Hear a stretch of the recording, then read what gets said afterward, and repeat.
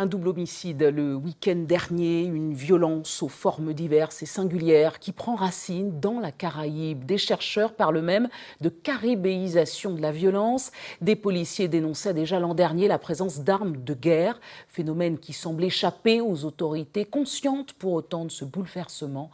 Corinne Jean-Joseph et Eddie Belle-Rose, attention, certaines images peuvent heurter les âmes sensibles.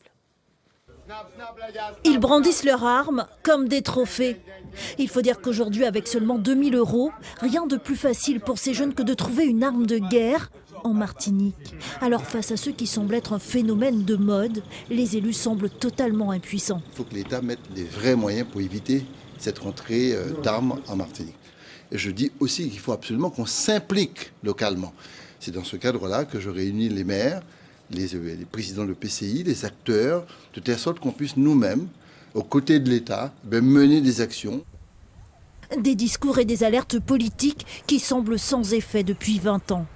À l'époque, M. Alfred Marie-Jeanne avait fait une proposition de résolution pour demander une ouverture d'enquête parlementaire. À 3 reprises, il y a eu ces propositions de résolution faites à l'Assemblée nationale. Elles ont toutes les 3 été balayées.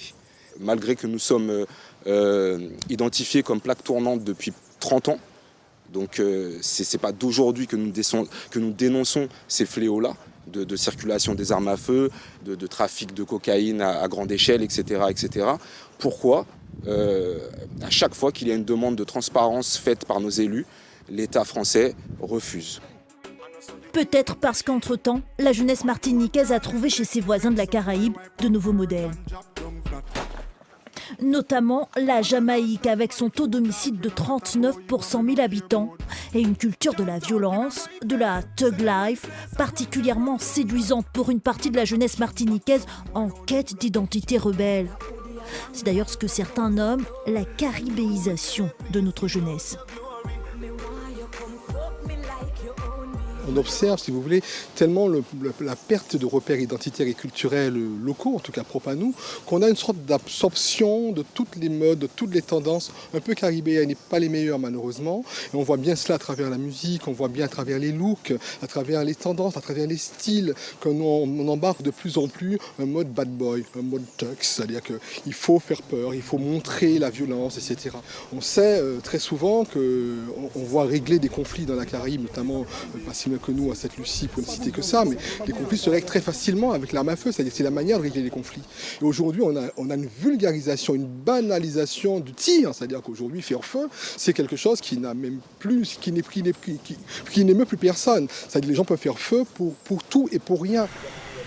Une culture de la violence caribéenne qui leur permet aussi d'être entendus et respectés dans leur univers en prônant une banalisation terrifiante de la mort.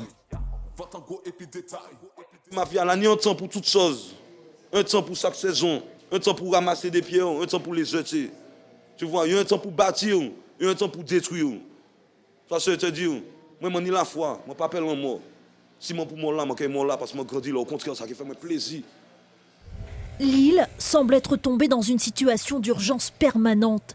Et quoi qu'il fasse pour contrer la criminalité, l'action des élus locaux et de l'État sera toujours insuffisante, car l'avenir de la Martinique, il est entre les mains de tous ses habitants.